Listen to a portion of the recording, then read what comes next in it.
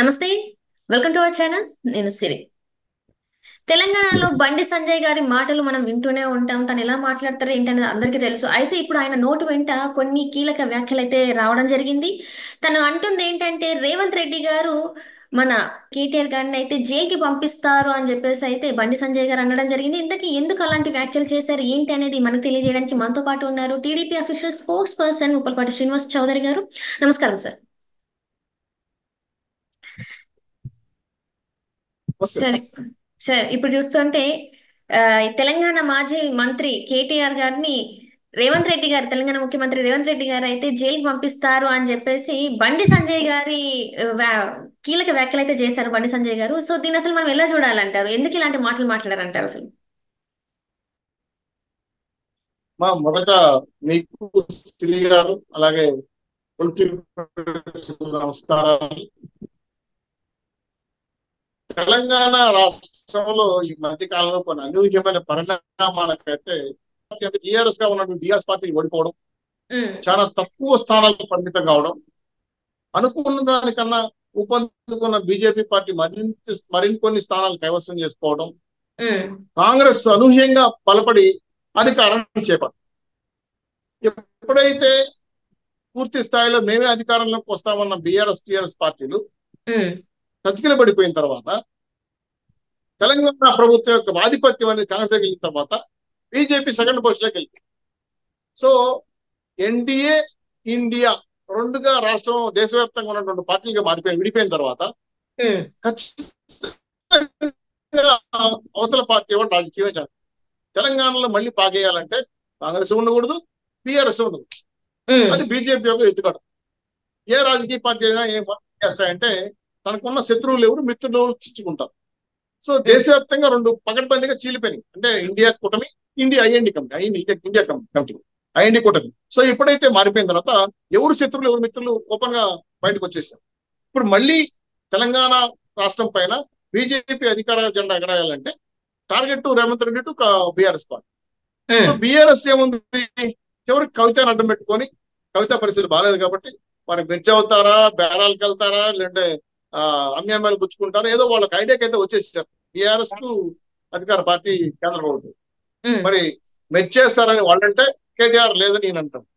ఒక తానా అంటే ఒక తందానా అంటాం. సో వాళ్ళ మధ్య ఉన్న సంబంధం టామ్ అండ్ జెర్రీ గొడవగా మరి ఎవరిది, బీజేపీ వర్సెస్ బీఆర్ఎస్. సో మళ్ళీ ఏమవుతుందో కేసీఆర్ ఫైనల్ డెసిషన్. కానీ ఇక్కడ బండి సంజయ్ గారు ఒక విషయాన్ని స్పష్టంగా తెలియజేశారు. ఏమని? తొందరలో ఇద్దరిని జైలు పంపిస్తాం. ఈ మాటల్లో కొన్ని అంతరార్థాలు కూడా మనం విశ్లేషించుకోవాలి. గతంలో బీజేపీ తెలంగాణలో బలపడడానికి కీలక వ్యక్తి బండి సంజయ్. ఆయన ఆ కష్టాన్ని గుర్తించి ఇప్పుడు ఈ ప్రభుత్వంలో మంచి పోర్ట్ఫోలియో మినిస్టర్ గా కేంద్రంలో ఇచ్చారు. సో మళ్ళీ నేను పూర్వవైపు తెచ్చుకోవాలంటే రెండు పార్టీని టార్గెట్ చేయాలి. కాబట్టి బండి సంజయ్ గారు మాట్లాడడంలో రాజకీయ ఎత్తుకడు ఏమంటే ఇద్దరిని మానసికంగా దెబ్బకొట్టాలి, మళ్ళీ తెలంగాణలో బీజేపీ అధికారంలోకి వస్తున్న పిలుపు ప్రజలకు టచ్ కావాలి.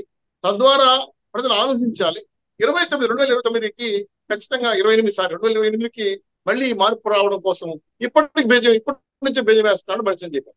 ఎందుకంటే ఉన్నంతలో రెబల్ స్టార్ గా, మంచి ప్రజలు దూసుకుపోయేగా, మంచి వక్తగా బండి సంజయ్ గారికి పేరు. సో ఆయన మాట్లాడుతున్నాడు అంటే 10% 28 టార్గెట్ పెట్టుకున్నారు. నెక్స్ట్ నేను తెలంగాణలో ఎలక్షన్ లో బీజేపీ అధికారంలో రావాలి. దానికి అనుగుణంగా వాళ్ళు లోకల్ పదాధికారుల సమావేశంలో కానీ, రాష్ట్ర ముఖ్య నాయకుల సమావేశంలో కానీ కేంద్రం చూసిన పరిస్థితుల్లో చెప్పింది ఒకటే, మనకు రెండు శత్రువులే.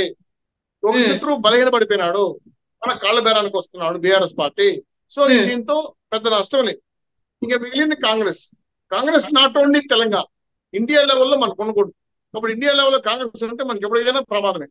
కాబట్టి టార్గెట్ చేయాల్సిన అధికార పార్టీ కాంగ్రెస్ పార్టీని. కాబట్టి అందులో భాగంగా రాజకీయ ఎత్తుకోవడంలో భాగంగా టార్గెట్ చేశారు. 2028 ఖచ్చితంగా తెలంగాణలో బీజేపీ జెండా ఎగరేయాలి టార్గెట్. సో దాంతో బెదిరించారనుకోండి, ముఖ్యమంత్రిని జైల్లో పెట్టడం పెద్ద కష్టంగా బీజేపీ. ఆల్రెడీ కేజ్రీవాల్ ఉన్నారు, కవిత ఉంది, సిసోడియా ఉన్నాడు, చాలా మంది అధికారులు గతంలో జైల్లో తనేశారు. జైల్లో గుర్తుంది మీకు. అట్లే కర్ణాటకలో చాలా స్పీడ్ తీసుకొచ్చారు, బాంబేలో శివసేన జైలు తీసుకొచ్చారు. చాలా అంశాలపైన వ్యూహెత్తుగాళ్ళు వేయటంలో నిష్ఠానితులు బీజేపీలో ఉన్నారు. సో ఈ రోజు జరగబోయే పరిణామాలు ముందే ఊహించి అధికార పార్టీ మానసికంగా దెబ్బ కొడితే కాంగ్రెస్ లో ఉన్న కార్యకర్తలు మెత్తబడతారు, భయపడతారు, స్ప్లిట్ అవుతారు. వాళ్ళు రాజకీయాల్లో ఉన్నారు కాబట్టి కొంత భయపడిస్తే ఒకటి బీజేపీ వైపు రావాలి, లేదా న్యూట్రల్ అయిపోవాలి. ఇంకా బీఆర్ఎస్ సెట్ పైకి రాదు. సో న్యూట్రల్ అయిపోతే న్యూట్రల్ ఓటర్ ఖచ్చితంగా టర్న్ అవుట్ అవుతుంది అని వ్యూహాత్మకంగా వెళ్తున్న బండి సంజయ్ మాటలు అంతరార్థం ఇది. కాబట్టి రాష్ట్రంలో పరిణామాలు వేగంగా తీసుకురావాలి. కొంత కేంద్ర మంత్రులు వచ్చారు కాబట్టి తెలంగాణ వాళ్ళని కొంచెం వాడుకొని అధికారికంగా పూర్తి స్థాయిలో కాంగ్రెస్ పార్టీని మానసికంగా దెబ్బకొట్టాలి. ఫండింగ్ ఇవ్వకుండా తెలంగాణ ప్రజలకు కేంద్రం నుంచి రావాల్సిన నిధులు రాయకుండా ఆపితే డెవలప్మెంట్ ఆగిపోతుంది. పర్మిషన్ లేకపోవడం వల్ల ఇరిగేషన్ ప్లాంట్లు ఆగిపోతాయి.